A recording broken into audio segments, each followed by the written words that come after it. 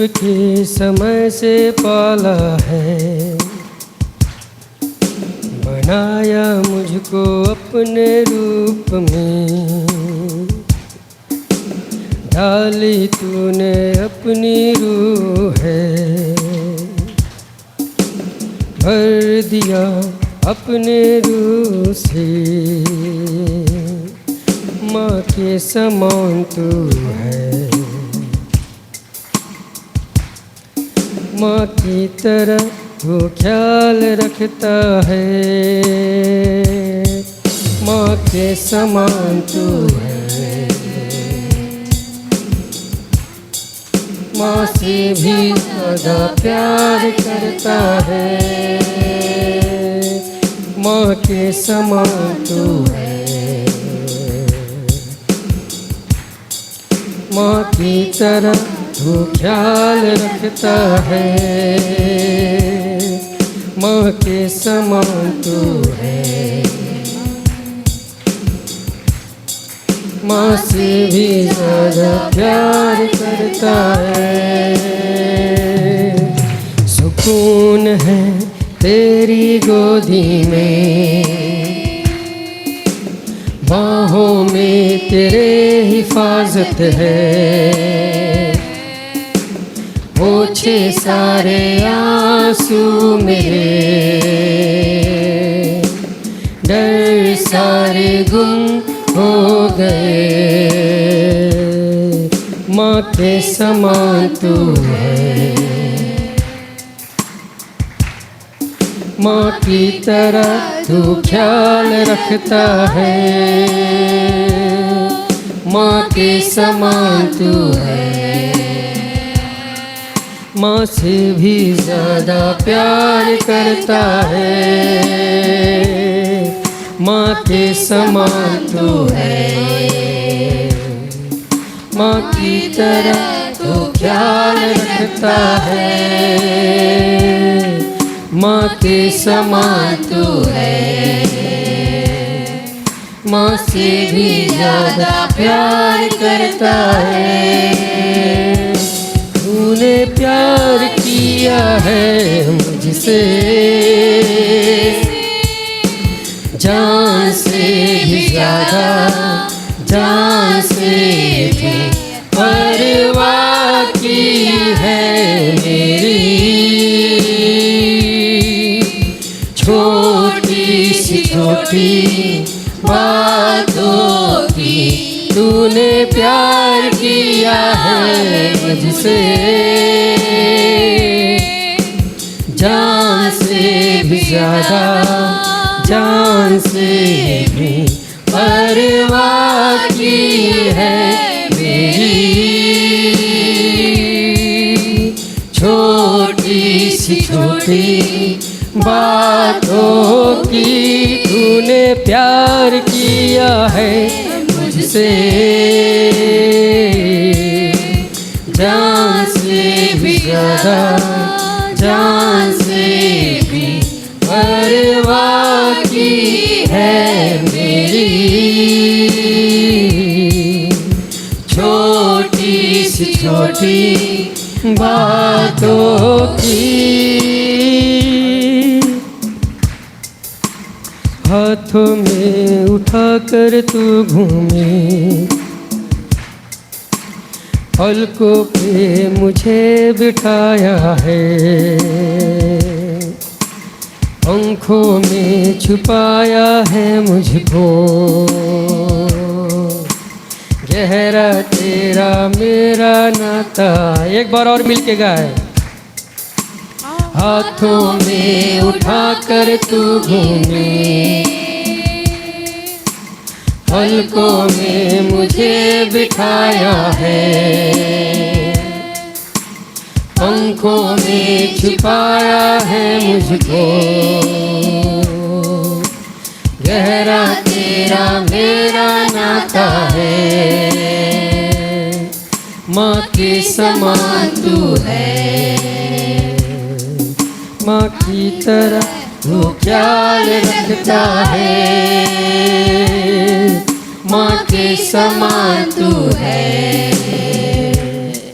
माँ से भी ज्यादा प्यार करता है। तूने प्यार किया है मुझसे, जान से भी ज्यादा, जान से भी परवाह की है मेरी। छोटी सी छोटी बातों की तूने प्यार किया है मुझसे, जान से भी ज्यादा, जान से भी परवाह की है मेरी। छोटी सी छोटी बातों की।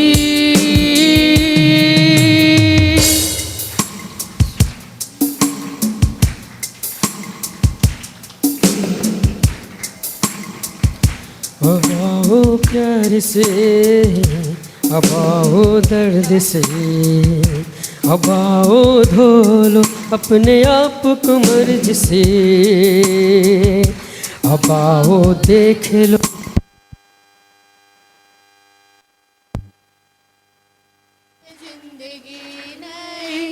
याद कर उस बहते सोते को जो बहा तेरे लिए, मेरे लिए, तेरे लिए, मेरे लिए। अब आओ प्यार से, अब आओ दर्द से, अब आओ धो लो अपने आप को मर्ज से, अब आओ देख लो उस बहती धार को जो बताती है उसके प्यार को। अब आओ पापियों, अब आओ धर्मियों, अब आओ सारे संसार की जातियों, अब आओ देख लो क्या उसने किया है, हमारा दर्द सह लिया। क्रूस पर जान उसने अपनी दी, मिल गई हमें जिंदगी नहीं। याद कर उस बहते सोते को जुबा तेरे लिए, मेरे लिए, तेरे लिए, मेरे लिए। क्रूस पर जान उसने अपनी दी, मिल गई हमें जिंदगी नहीं। याद कर उस बहते सोते को जो तेरे लिए, मेरे लिए, तेरे लिए, मेरे लिए। वो चल के गिर रहा, वो गिर के उठ रहा है, चुपचाप वो कुछ भी न कह रहा। जो सहना था हमें पापी संसार में, है खुदा का बेटा सह रहा। कुछ दे हाथ है, वो कांटों का ताज है, वो लटका क्रूस पे और लगती प्यास है। वो कहता है पिता तू इनको माफ कर, धीरे से फिर निकलती सांस है। क्रूस पर जान उसने अपनी ली, मिल गई याद कर उस बहते सोते को जो बहा तेरे लिए मेरे लिए मेरे लिए मेरे लिए क्रूस पर जान उसने अपनी मिल गई हम जिंदगी नहीं याद कर उस बहते सोते को जो तेरे लिए तेरे लिए तेरे लिए मेरे लिए। हालेलुया। आइए और भी प्रभु की महिमा हम लोग करेंगे।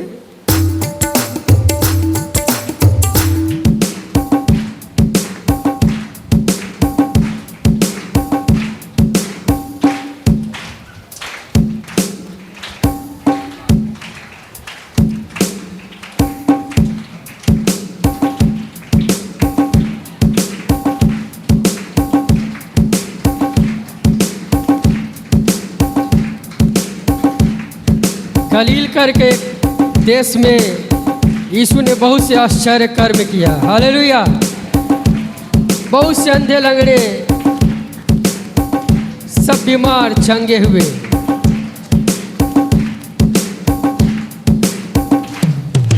गलीला ऐसा देश में यीशु ने लोगों को छुआ। गलीला ऐसा देश में यीशु ने लोगों को छुआ। अंधे लंगड़े बहरे सब लोगों को यीशु ने चंगा किया। हालेलुया राजा के लिए हालेलुया यीशु के लिए हालेलुया राजा के लिए हालेलुया यीशु के लिए। ताली बजा के गाएंगे हम ताली बजा के गाएंगे हम हो ताली बजा के गाएंगे हम हालेलुया यीशु के लिए हालेलुया राजा के लिए हालेलुया यीशु के लिए हालेलुया राजा के लिए हालेलुया यीशु के लिए। हाथ उठा के गाएंगे हम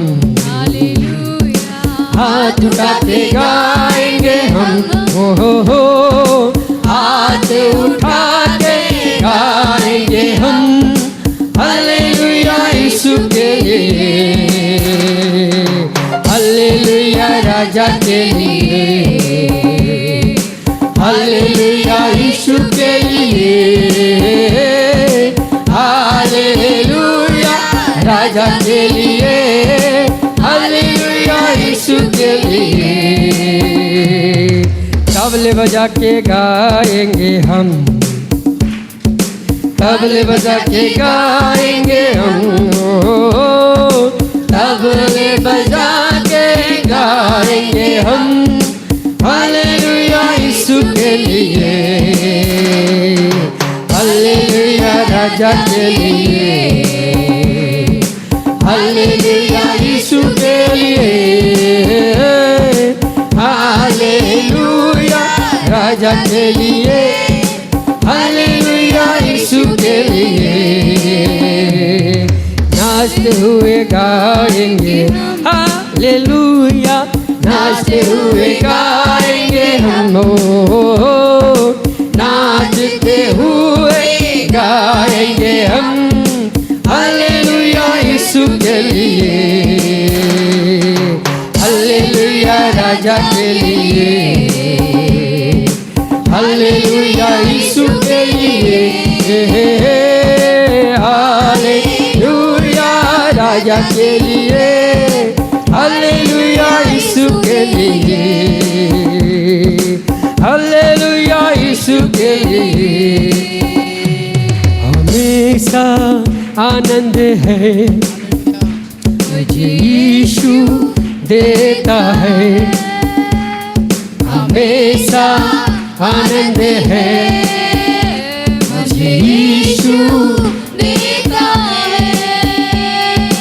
आओ मिलकर उसकी स्तुति करें हम, आओ मिलकर उसकी स्तुति करें हम। हालेलुया एक साथ मिलके आनंद है, हालेलुया आनंद है, हालेलुया आनंद है, हालेलुया आनंद है, हमेशा आनंद है मुझे यीशु देता है, हमेशा आनंद है मुझे यीशु देता है। आओ मिलकर उसकी स्तुति करें हम, आओ मिलकर उसकी स्तुति करें हम। हालेलुया हो आनंद है, हालेलुया आनंद है, हालेलुया आनंद है, हालेलुया आनंद है।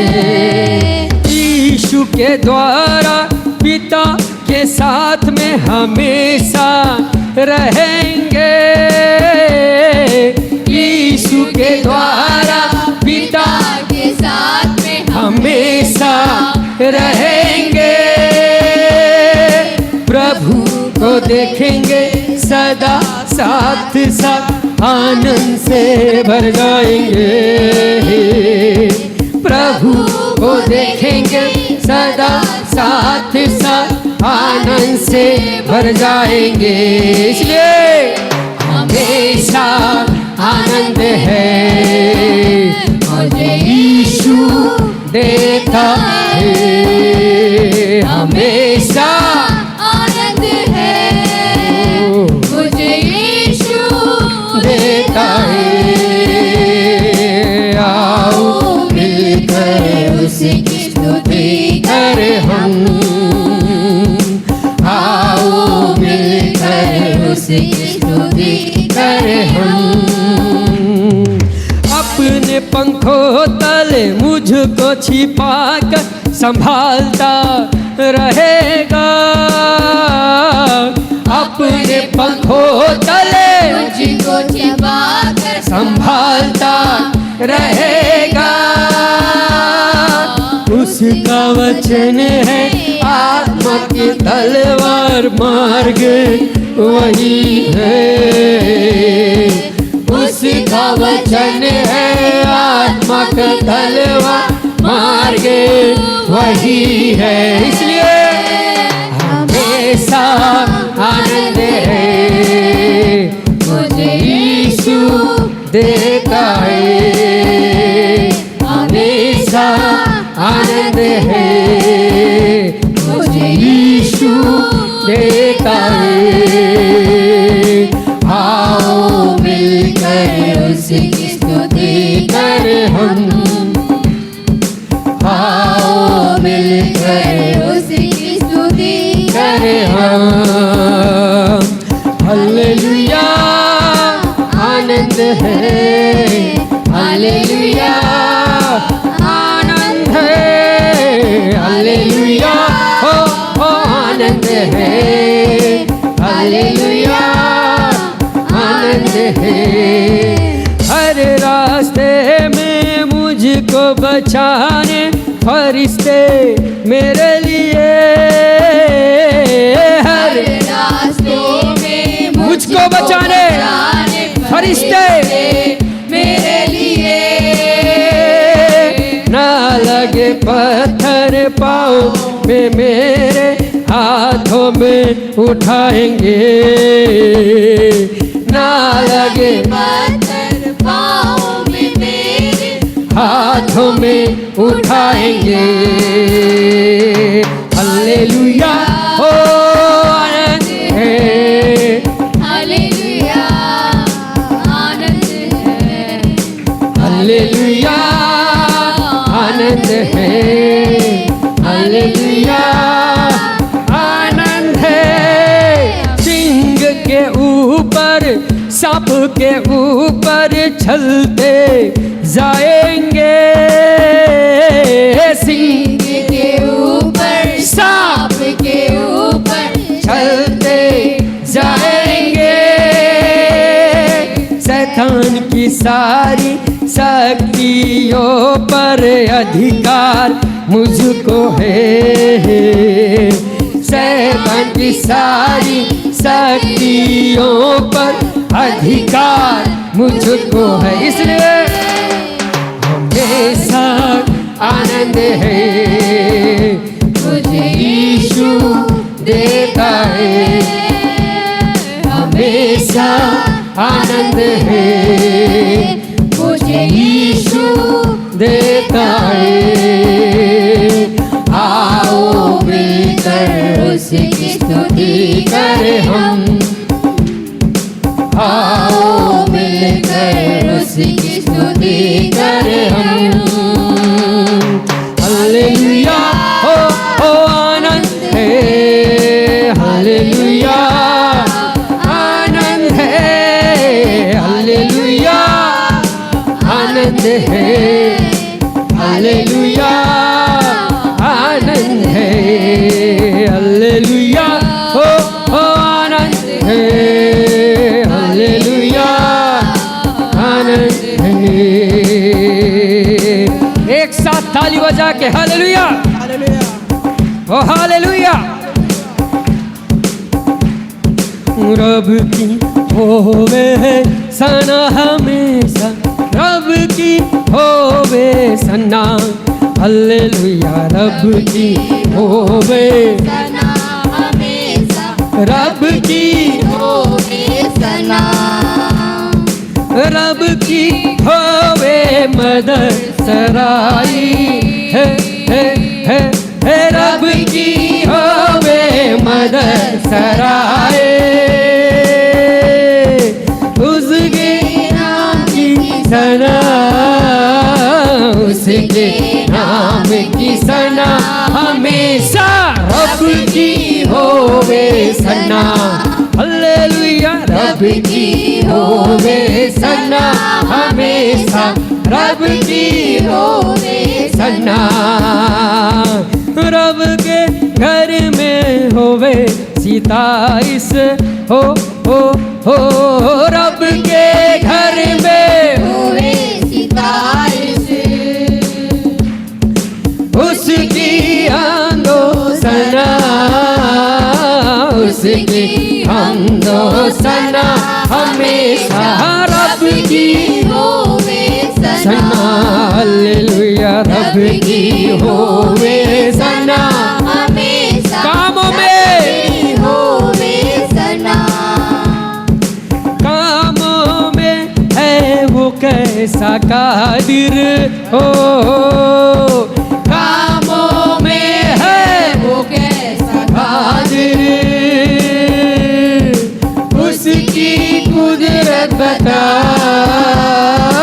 उसकी कुदरत बता हमेशा, रब की होवे सना, हालेलुया रब की होवे सना हमेशा, रब की हो। जय के जोर से, जय के जोर से फूको नरसिंह हो, जय के जोर से फूको नरसिंह, पर्वत बीन बजा, पर्वत बीन बजा हमेशा, रब की होवे सना, हालेलुया रब की होवे सना हमेशा, रब की होवे सना। दादा साजो मेरा अग्नि छेड़ो हो दादा साजो मेरा छेड़ो।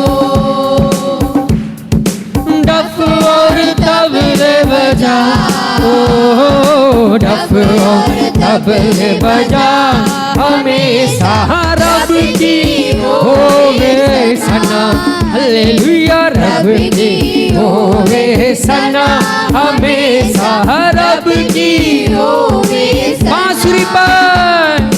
बांसुरी पर सुना सुर सुरीले, बांसुरी पर सुना सुर सुरीले। झन झन झांझ बजा, झन जन झांझ बजा हमेशा रब की होवे सना। हालेलुया रब की होवे सना, हमेशा रब की होवे सना। सारे मिलकर ताली बजाओ हो सारे मिलकर ताली बजाओ। गाओ रब की सना, गाओ रब की सना, हमेशा रब की होवे सना। हालेलुया रब की होवे सना, हमेशा रब की होवे सना। सना। कितना मधुरतम है प्रभु तेरे आंगन में वास करना, कितना मधुरतम है, कितना मधुरतम है प्रभु तेरे आंगन में वास करना। कितना मधुरतम है सेनाओं के यहोवा, तेरे निवास स्थान क्या ही प्रिय है। सेनाओं के यहोवा, तेरे निवास स्थान क्या ही प्रिय है। कितना मधुरतम है तेरे भवन में आंगन में वास करना।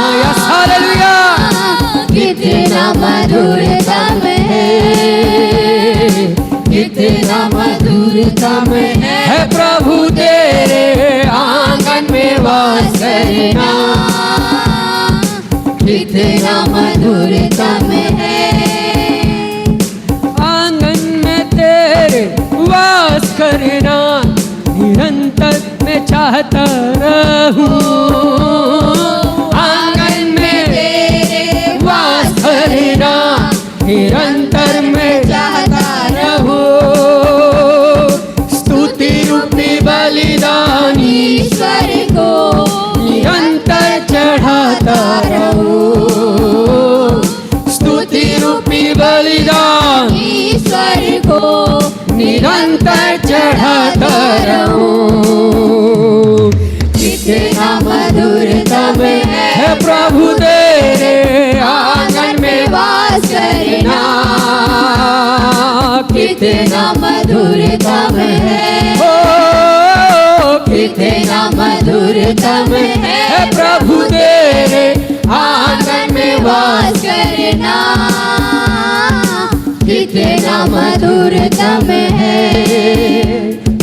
परमेश्वर का मंदिर हूँ मैं और इसलिए आनंदित हूँ। परमेश्वर का मंदिर हूँ मैं और इसलिए आनंदित हो। धन्य और मन से ईश्वर को निरंतर पुकारता रहूं। धन्य और मन से ईश्वर को निरंतर पुकारता रहूं। कितना मधुरतम है प्रभु तेरे। ओ क्या ही मनोहर बात है जिसे परमेश्वर चुन के अपने भवन में आने देता है। हालेलुया। कितना मधुरता में है प्रभु तेरे आंगन में वास करना। कितना मधुरता में है, कितना मधुरता में है प्रभु तेरे आंगन में वास करना। कितना मधुरता में है। ना तो बल से ना शक्ति से पवित्र आत्मा के द्वारा हो, ना तो बल से ना शक्ति से पवित्र आत्मा के द्वारा हर पहाड़ टल जाएगा, हर पहाड़ टल जाएगा, हर पहाड़ टल जाएगा पवित्र आत्मा के द्वारा। ना तो बल से ना तो बल से ना शक्ति से पवित्र आत्मा के द्वारा हो, ना तो बल से ना शक्ति से पवित्र आत्मा के द्वारा हर पहाड़ टल जाएगा, हर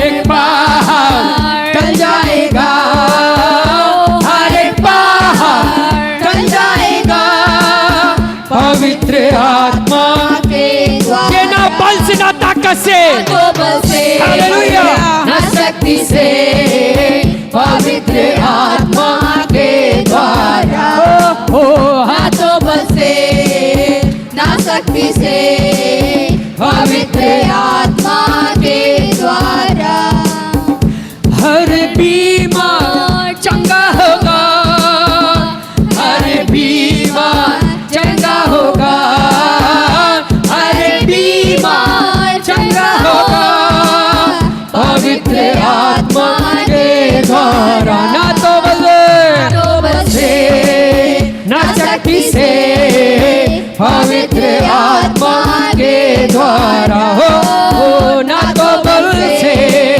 ना शक्ति से पवित्र आत्मा के द्वारा हर संभव संभव होगा, हर संभव संभव होगा, हर संभव संभव होगा पवित्र आत्मा के द्वारा हो, ना तो बल से ना शक्ति से पवित्र आत्मा के द्वारा हो हालेलुया। ना तो बल से ना शक्ति से पवित्र आत्मा के द्वारा हो, ना तो बल से ना शक्ति से पवित्र आत्मा के द्वारा हो, ना तो बल से ना शक्ति से पवित्र आत्मा के द्वारा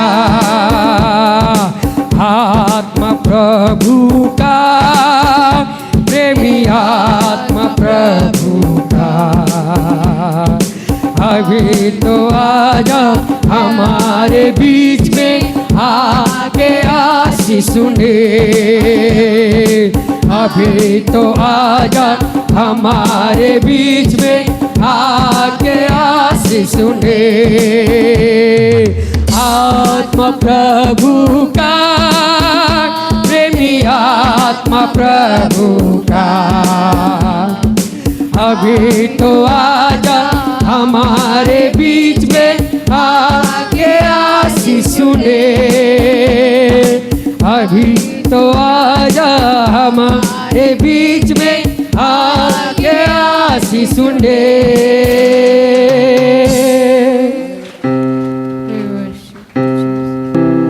जीसस हालेलुया। धन्यवाद पवित्र परमेश्वर, बाप के नाम की महिमा हो, आपकी बड़ाई हो। Jesus hallelujah, glorious Jesus hallelujah.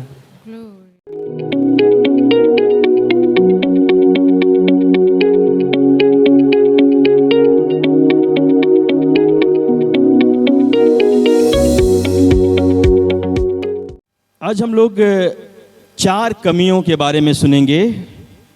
ये इस्राएली लोगों की 4 कमियां हैं और हो सकता है वो कमियां आज हमारा भी हो। तो उन कमियों को अगर हमारे जीवन में है तो ज़रूर उस कमियों को दूर करेंगे ताकि परमेश्वर की आशीष हमारे ऊपर आए। तो आइए देखें वो कमियां कौन कौन सी हैं। हम लोग पढ़ेंगे भजन संहिता 78 अध्याय का 8, साम 78 उसका वर्ष 8 है। भजन संहिता 78 का 8 वचन। और अपने पितरों के समान ना हो। सब लोग ध्यान सुनिएगा, लिखा है और अपने पितरों के समान ना हो, क्योंकि उस पीढ़ी के लोग तो हठीले क्योंकि उस पीढ़ी के लोग तो हठीले और झगड़ालू थे और झगड़ालू थे और उन्होंने अपना मन स्थिर न और किया था उन्होंने अपना मन स्थिर ना किया था और ना उनकी आत्मा परमेश्वर की ओर सच्ची रही। परमेश्वर की ओर सच्ची रही। प्रभु का धन्यवाद करते हैं। यहाँ 4 कमियां हैं। वो कमियां कौन कौन सी है लिखा है। पहली कमी है उस पीढ़ी के लोग तो हठीले थे। पहली कमी क्या थी?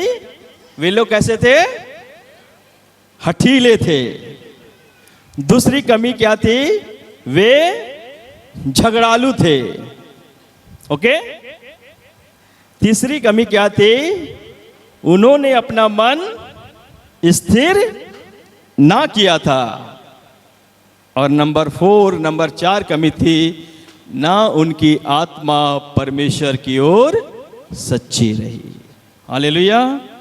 तो ये 4 कमियां जो है इस्राएलियों की थी और आज हम अपने जीवन में भी तुलना करेंगे इससे।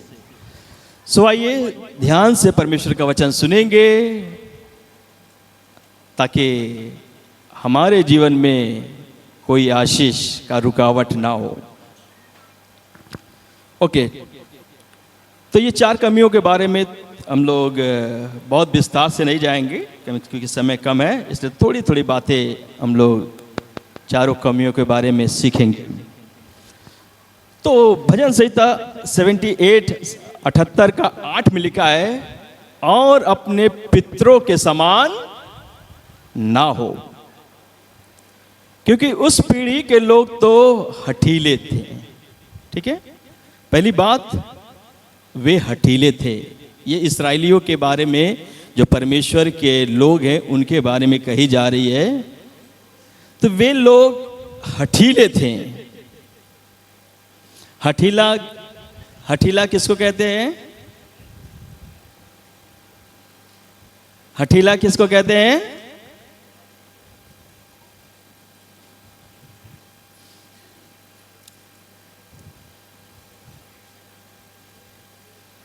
हठीला उसको कहते हैं जो किसी की बात नहीं मानता है ना, जो अपनी ही बात पर अड़ा रहता है। हम ही सही हैं। कोई अच्छे सलाह देगा, अच्छी बात सिखाएगा, उसकी बात नहीं मानेगा, कहेगा हम ही सही हैं, बाकी सबके लोग सब गड़बड़ हैं। मेरे पापा गलत है, मेरे बच्चा गड़बड़ है, कलीसिया के लोग गड़बड़ है ना, हम ही सही हैं। हठीला उसको बोलते हैं जो अपनी ही बात पर अड़ा रहता है। अगर सही बात है तब तो कोई बात नहीं है, अच्छी बात है। अगर उसमें अड़ा रहे तो कोई उसमें गुनाह नहीं है। लेकिन गलत बात है और 4 लोग सलाह दे रहे हैं ये गलत है, तो उसको मानना चाहिए कि हाँ ये बात गलत है। ना कि जिद करना चाहिए, नहीं तुम गलत हो मैं सही हूं। आ रहा समझ में? तो हठीला उसको कहते हैं जो अपनी ही बात पर अड़ा रहता है। हम सही हैं, बाकी सब लोग गलत है। ठीक है। जब हम पुराने नियम में पढ़ते हैं फिरौन के बारे में, वो एक हठीला व्यक्ति था, है ना। परमेश्वर ने मूसा को भेजा कि जाओ इसराइलियों को छुड़ा के लेके आओ। तो फिरौन उनको भेज दिया, तुरंत भेज दिया? नहीं भेजता था। तो मूसा को चमत्कार दिखाना पड़ता था। ठीक है, एक विपत्ति आई तो फिरौन परेशान हो गया, कहा इस विपत्ति को हटा दो तो हम सारे इसराइलियों को भेज देंगे। वो विपत्ति हट गया तो देखा सब कुछ आराम हो गया, तो फिरौन कहा अब हम जाने नहीं देंगे। फिर दूसरी विपत्ति आई, फिर कहा अच्छा हटा दो हम जाने देंगे। मूसा फिर वो दूसरी भी विपत्ति क्या किया, हटा दिया, लेकिन फिर फिरौन देखा कि सब अच्छा हो गया तो फिर बोला कि हम जाने नहीं देंगे। ऐसे करके 9 विपत्ति आया, फिर 10वां भी विपत्ति आया। 10वीं विपत्ति के बाद वो क्या किया, जाने दिया है। लेकिन ये विपत्तियां पे विपत्तियां आते गई, और जब जब विपत्ति आती थी तो फिरौन बोलता था मूसा हटा दो इसको, हम जाने देंगे इसराइलियों को। तो ये परमेश्वर से प्रार्थना करता था, मूसा सारी विपत्ति हट जाती थी। लेकिन जैसे आराम होता था फिर क्या होता है, फिरौन का गर्दन एकदम कड़ा हो जाता है ना, कड़ा गर्दन का, जिसको बोलते हठीला, नहीं जाने देंगे, नहीं जाने देंगे, है ना। तो हठीला था फिरौन। और इस्राएली लोग के बारे में वर्णन है, ठीक है, इस्राएली लोग भी क्या थे, हठीले थे। अगर आप पढ़ेंगे निर्गमन 32 अध्याय निकालेंगे, 7 से 10 तक पढ़िएगा।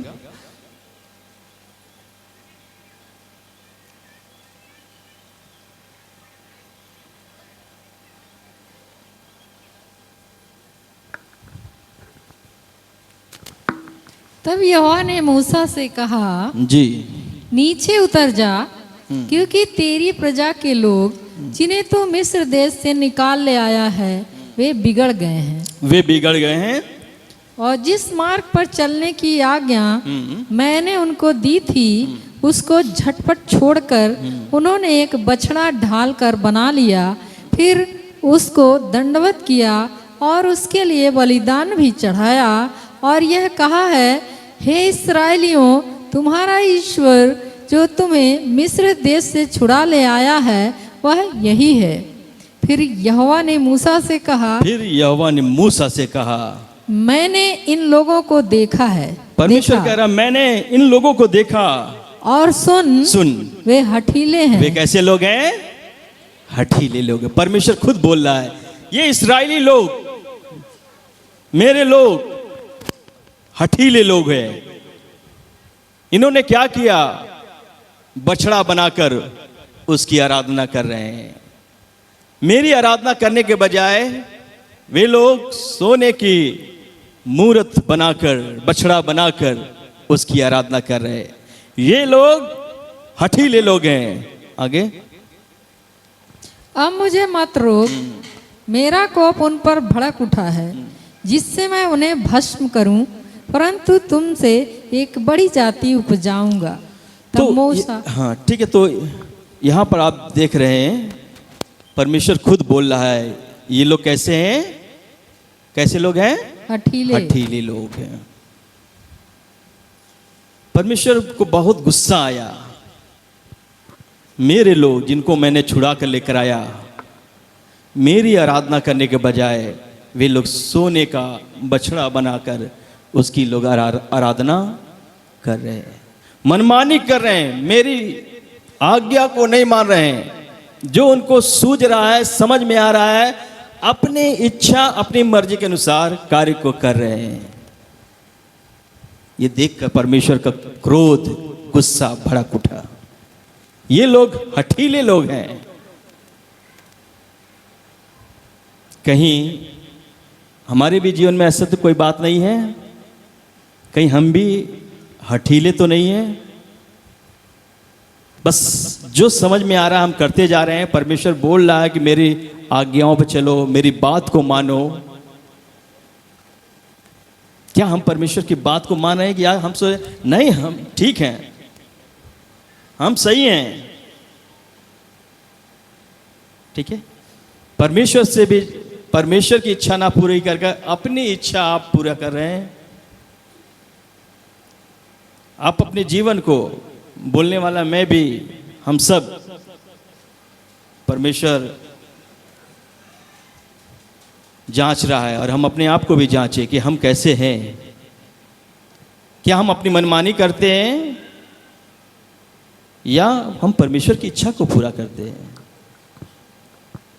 इस्राएली तो हठीले थे क्योंकि उन्होंने अपनी मनमानी किया, इसलिए परमेश्वर कह रहा है ये लोग हठीले लोग हैं, मेरा गुस्सा उनके ऊपर भड़क उठा है। यदि हम और आप परमेश्वर की बात नहीं मानेंगे, हठीले बने रहेंगे, तो याद रखिएगा परमेश्वर का गुस्सा हमारे ऊपर भी भड़केगा। आशीष के हकदार आप नहीं होंगे। इसलिए आज जांचने परखने का समय है। क्या हम हठीले तो नहीं हैं? केवल हम सही हैं, बाकी सब लोग गलत हैं? जांचने का समय है। कलीसिया में भी, परिवार में भी हम अपने आप को जांच सकते हैं। और परमेश्वर का वचन अगर हम पढ़ेंगे, नीति वचन 29 का 1 पढ़ेंगे। नीति वचन 29 का 1।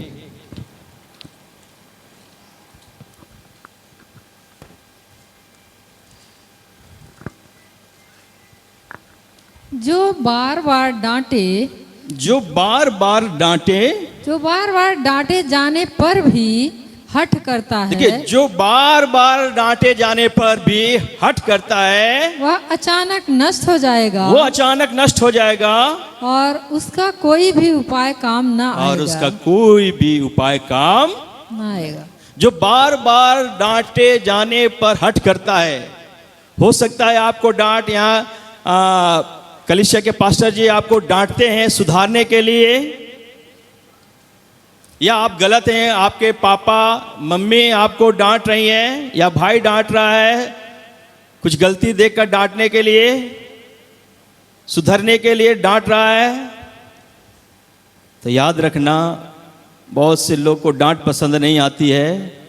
सोचते हैं क्यों हमको डांटा जा रहा है, नाराज हो जाते हैं, गुस्सा हो जाते हैं, कलीसिया को छोड़ देते हैं, अपनी हट करते हैं। क्या पास्टर ही सही हैं, हम लोग सही नहीं हैं?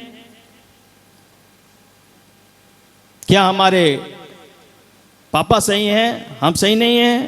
कई बात ऐसी बात होती है। जो बार बार डांटे जाने पर हट करता है, मतलब अपनी मनमानी, हम सुनेंगे डांट, हम सुनेंगे डांट, जितने भी डांटिए हम सुनेंगे, सुन लेंगे, करेंगे अपनी वाली। ये इसको बोलते हैं हट। सुधरने के बजाय डांट तो खा रहे हैं, डांट इसलिए मिल रहा है सुधरने के लिए, लेकिन उस सुधरने के बजाय हम अपनी वाली करेंगे, हम अपनी वाली करेंगे, हम नहीं सुनेंगे अपने पास्टर का बातों को नहीं सुनेंगे, या प्रभु के लोगों की बात नहीं सुनेंगे, हम अपनी मनमानी करेंगे। डांट खा लेंगे भले, लेकिन करेंगे अपनी वाली। इसको बोलते हट। तो वचन बताता है जो बार बार डांटे जाने पर भी हट करता है, वो क्या हो जाएगा? अचानक नाश हो जाएगा। सो भाइयों बहनों, हम नाश नहीं होना है, इसलिए हमें अधीन में आना। कोई भी हमें परमेश्वर के दास डांट रहा है, समझा रहा है, उसके अधीन में आ जाइए। अधीन जो व्यक्ति रहेगा नम्र हो जाएगा। लिखा है नम्र लोगों को परमेश्वर ऊंचा उठाएगा। हालेलुया। तो यह हट के ऊपर बात हो रही है। जो बार बार डांटे जाने पर भी हट करता है, वो अचानक नाश हो जाएगा। एक वचन और हम आपको बताना चाहते हैं। आप पहला सामुएल 15 अध्याय का 22 और 23 वचन पढ़िएगा।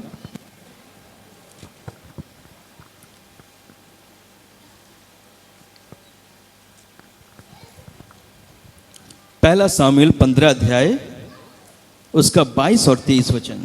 शमूएल ने कहा, सुनिएगा, सब लोग ध्यान से सुनिएगा। शमूएल ने कहा, क्या यहोवा क्या यहोवा होम बलियों और मेल बलियों से उतना प्रसन्न होता है उतना प्रसन्न होता है जितना कि अपनी बात के माने जाने से प्रसन्न होता है। प्रसन्न होता है, अपनी बात माने जाने से प्रसन्न होता है। आगे सुनिएगा, मानना तो बलि चढ़ाने से, परमेश्वर का बात मानना जो है बलि चढ़ाने से, और कान लगाना मतलब वचन को सुनना, मेढ़ों की चर्बी से उत्तम है। मेढ़ों की चर्बी से उत्तम है। देख, अभी यहाँ ध्यान से सुनिएगा, लिखा है देख, बलवा करना और भावी कहने वालों से पूछना एक ही समान पाप है। एक ही समान पाप है।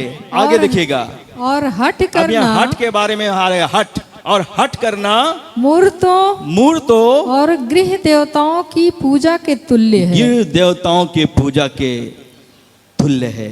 तूने जो यहोवा की बात को तुच्छ जाना, इसलिए उसने तुझे राजा होने के लिए तुच्छ जाना है। एक सूचना है, उसके बाद से वचन देंगे। एक e rickshaw UP 53K T, आइए हम लोग वचन में आते हैं। तो यहाँ हट करने के विषय में यहाँ लिखा, हट करना मूर्तों और गृह देवताओं की पूजा के तुल्य है। हट का तुलना किससे किया गया है? मूर्ति पूजा से। मूर्तों और गृह देवताओं की पूजा के तुल्य है। आप कहेंगे हम तो मूर्ति पूजा नहीं करते हैं, लेकिन परमेश्वर का वचन बता रहा है, यदि आप हट कर रहे हैं, आप अपने जिद पे अड़े हुए हैं, मनमानी कर रहे हैं, बलवा कर रहे हैं, बात नहीं मान रहे हैं, परमेश्वर का वचन करा हट करना मूर्ति पूजा और गृह देवताओं के पूजा के तुल्य है। सो आप ध्यान दीजिए, यदि कोई हट कर रहा है, इसका मतलब डायरेक्ट नहीं तो इनडायरेक्ट मतलब मूर्ति पूजा कर रहा है, मूर्ति पूजा के बराबर है। परमेश्वर का वचन इसलिए आ रहा ताकि हम और आप अपने जीवन को चेक करें, क्या हम कोई मूर्ति पूजा तो नहीं कर रहे हैं, जांच ले। अगर ऐसा है तो लिखा है वचन में, तूने जो यहोवा की बात को तुच्छ जाना, इसलिए उसे तुझे राजा होने के लिए तुच्छ जाना। तो परमेश्वर की आशीष आप नहीं पा पाएंगे, आशीष के हकदार नहीं होंगे। परमेश्वर का करुणा दया आपके ऊपर नहीं आएगा, बल्कि एक नफरत परमेश्वर का आपके जीवन के प्रति आएगा जब आप हट करेंगे।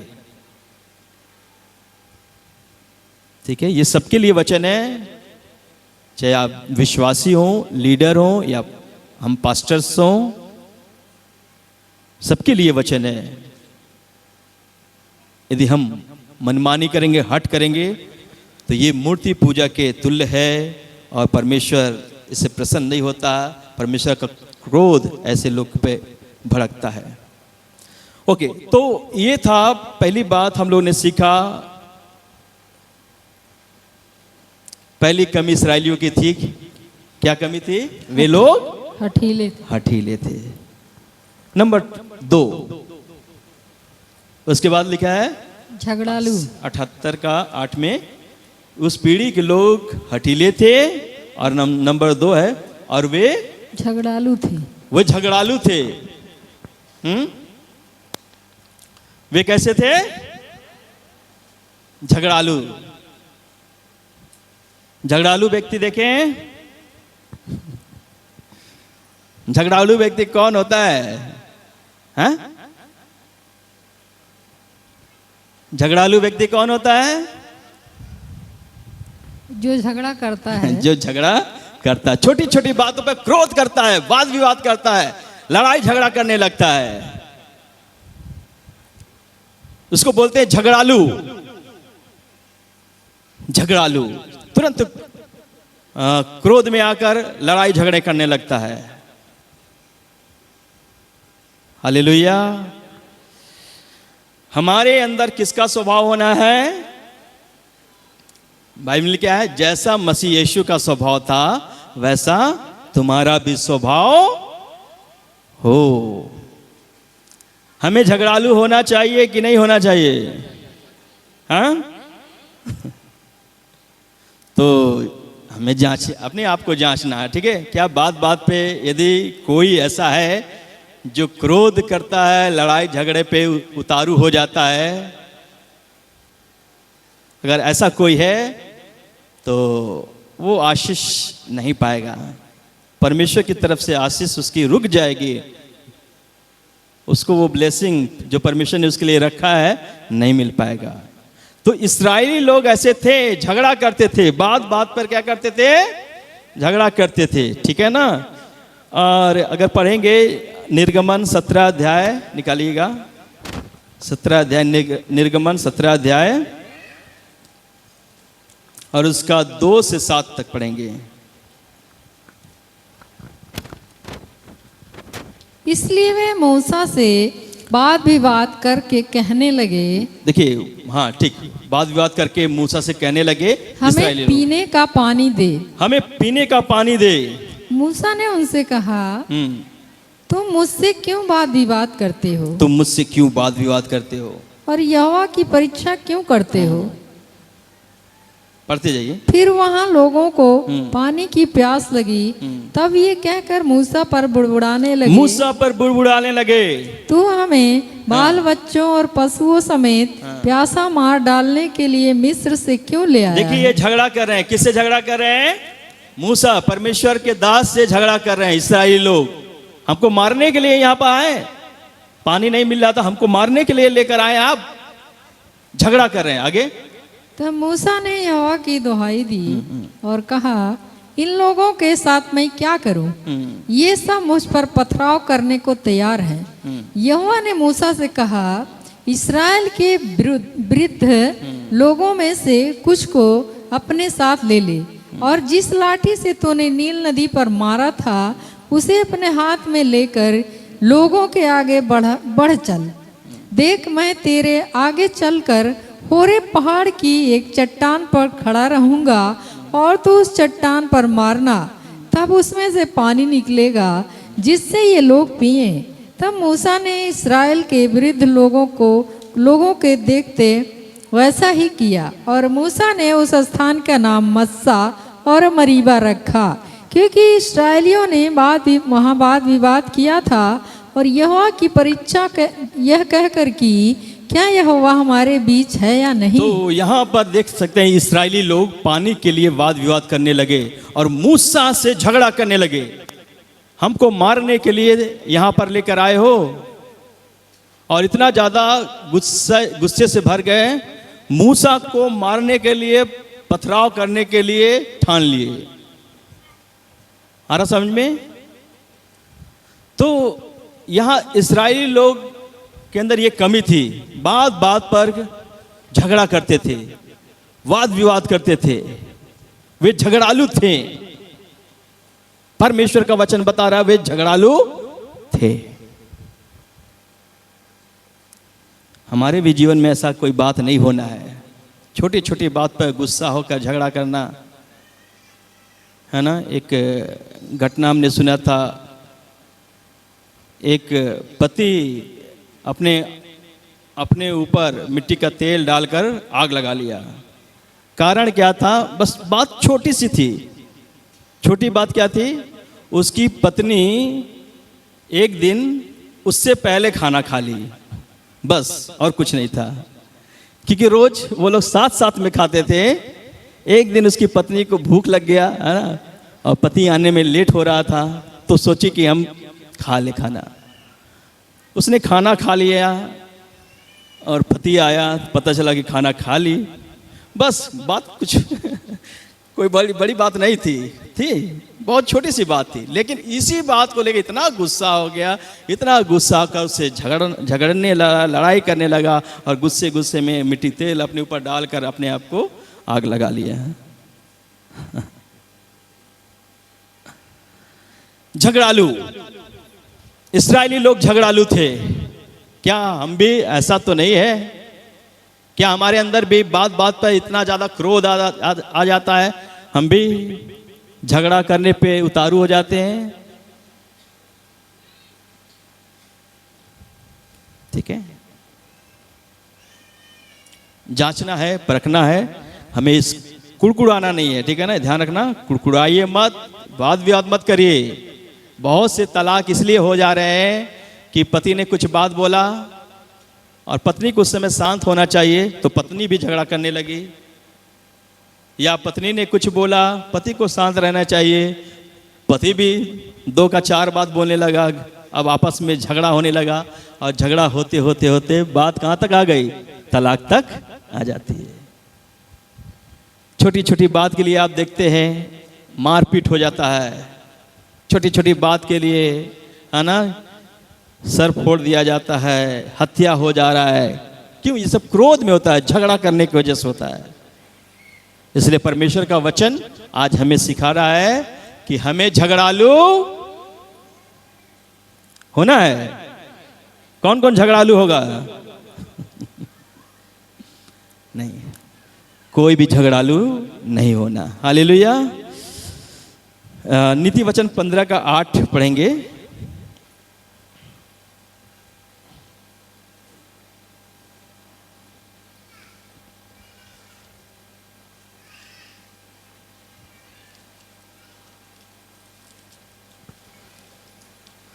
दुष्ट लोगों के बलिदान से यहोवा घृणा करता है। सॉरी, 15 का 18।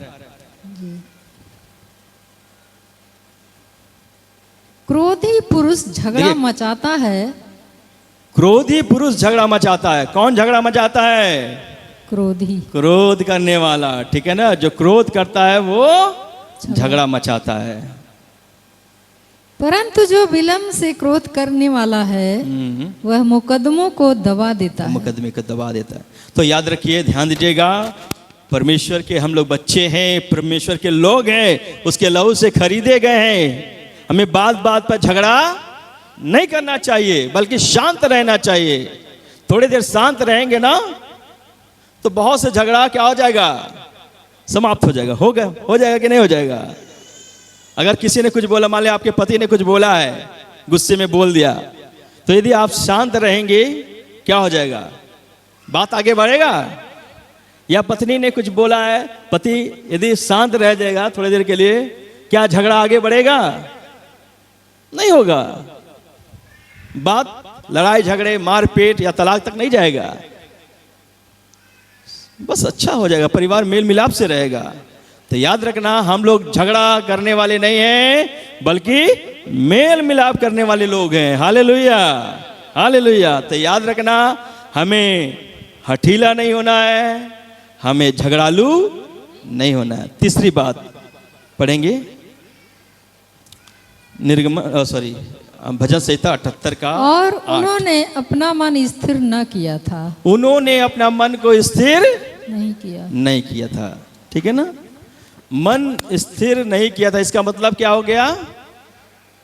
मन स्थिर नहीं करना, इसका मतलब क्या होता है? चंचल मन, है ना, जिसको बोलते हैं चंचल मन, है ना। कभी परमेश्वर पर विश्वास करेंगे और कभी नहीं। कभी परमेश्वर पे पर, हाँ प्रभु हम आपके लिए सब कुछ करेंगे, इतना भरोसा है आपके ऊपर, आप मेरे लिए सब कुछ करेंगे, और फिर दूसरे पल में जाकर जादू टोने वाले के पास, तंत्र मंत्र करने वाले के पास बैठते हैं। ये क्या है? मन स्थिर नहीं है। कभी उनके पास जाएंगे, कभी परमेश्वर के पास आएंगे, कभी उनके पास जाएंगे। कभी विश्वास करेंगे कि ऐसा हो जाएगा, परमेश्वर मेरे सारे कार्य को पूरा करेगा, और कभी थोड़े समय बाद अविश्वास करेगा, अरे पता नहीं परमेश्वर मेरे कार्य को करेगा कि नहीं करेगा।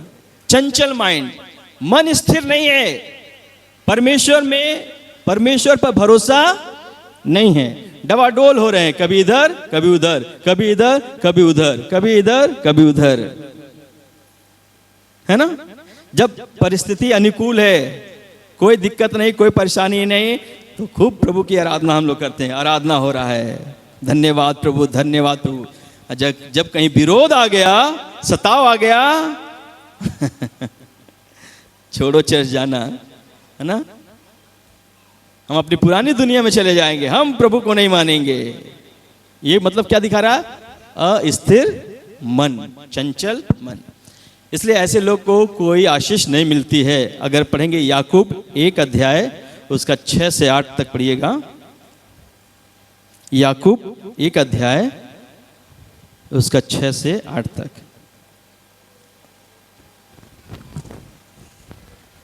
पर विश्वास से मांगे, पर विश्वास से मांगे और कुछ संदेह ना करे जी, क्योंकि संदेह करने वाला क्योंकि संदेह करने वाला समुद्र की लहर के समान है, समान है, जो हवा से बहती और उछलती है। हाँ, हवा ऐसा से, मनुष्य, जी, ऐसा मनुष्य, पढ़िए, ऐसा मनुष्य, ऐसा मनुष्य यह ना समझे कि मुझे प्रभु से कुछ मिलेगा। वह व्यक्ति दुचित्ता है और अपनी सारी बातों में चंचल है। ऐसा व्यक्ति, ठीक है, ध्यान देना कि प्रभु की तरफ से कुछ नहीं मिलेगा। कैसे व्यक्ति को? जो चंचल मन के हैं।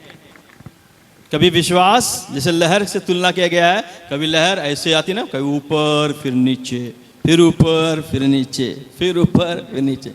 कभी विश्वास होगा, कभी अविश्वास, फिर विश्वास अविश्वास, विश्वास अविश्वास, है ना। कभी परमेश्वर मेरे काम को करेंगे, फिर आएगा पता नहीं करेंगे कि नहीं करेंगे, मिलेगा, फिर कहेगा नहीं मिलेगा, है ना।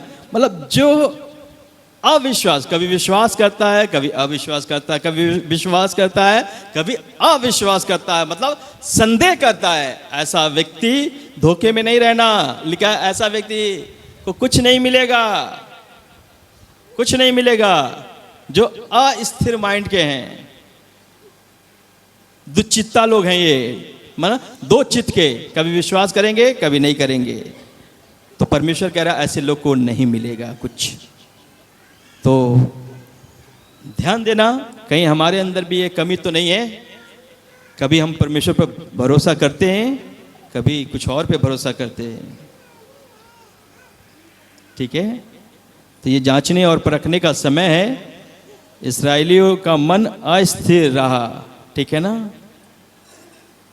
हमारे अंदर ये यदि कमी है तो आज हमको इसको दूर करना है। स्थिर माइंड, परमेश्वर पर भरोसा करो, हर समय भरोसा करो, हर समय भरोसा रखो। परमेश्वर के लोगों, हर समय भरोसा रखो, चाहे सुख आ रहा है या दुख आ रहा है। वो परमेश्वर बदल नहीं गया, वो प्रभु वही है। और वो सुख के समय भी आपके साथ रहता है और दुख के समय भी वो परमेश्वर आपके साथ रहता है। वो आपको ना छोड़ेगा ना धोखा देगा। आपका हाथ उसने पकड़ा है तो कभी छोड़ेगा नहीं, लेकिन आप अपना हाथ उससे मत छुड़ाइए। वो विश्वास योग्य परमेश्वर है, वो सच्चा परमेश्वर है। इसलिए उस पर संपूर्ण मन से भरोसा रखिए। जिन्होंने उसकी ओर दृष्टि की है, उन्होंने ज्योति पाई है, उनका मुंह कभी काला नहीं होने पाया है। तो स्थिर रहें, स्थिर रहें एक जगह, प्रभु पे स्थिर रहें कि मेरा प्रभु जिंदा प्रभु है, वो मेरे लिए अद्भुत काम करेगा। हालेलुया। और चौथा पॉइंट है 78 का और 8 का, जी। ना उनकी आत्मा परमेश्वर की ओर सच्ची रही। ना उनकी आत्मा परमेश्वर की ओर सच्ची रही। इसका मतलब क्या हो गया? ना उनकी आत्मा परमेश्वर की ओर सच्ची रही, मतलब उनका जीवन, उनके जीवन में कोई खराई नहीं था, सच्चाई नहीं था, वो विश्वास योग्य नहीं थे। परमेश्वर देखता है उनके जीवन को, उनकी आत्मा परमेश्वर की ओर सच्ची नहीं थी। जब परमेश्वर देखता था, दुख ही दुख मिलता है ना। हमारा और आपका जीवन कैसा है? एक वचन हम पहले पढ़ेंगे, फिर हमने उससे समझेंगे। अय्यूब 1 और 8 वचन पढ़ेंगे। अय्यूब 1 अध्याय उसका पहला वचन। उस देश में अय्यूब नामक एक पुरुष था। जी वह खरा और सीधा था जी। और परमेश्वर का भय मानता और बुराई से दूर रहता था।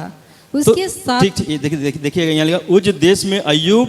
यहाँ अय्यूब के विषय में हम लोग देख रहे हैं, परमेश्वर का दास है, लिखा उसके विषय में लिखा है, वो खरा और सीधा था और परमेश्वर का भय मानता और बुराई से दूर रहता था। इसके विषय में परमेश्वर खुद गवाही देते हैं। 8 वचन पढ़िएगा।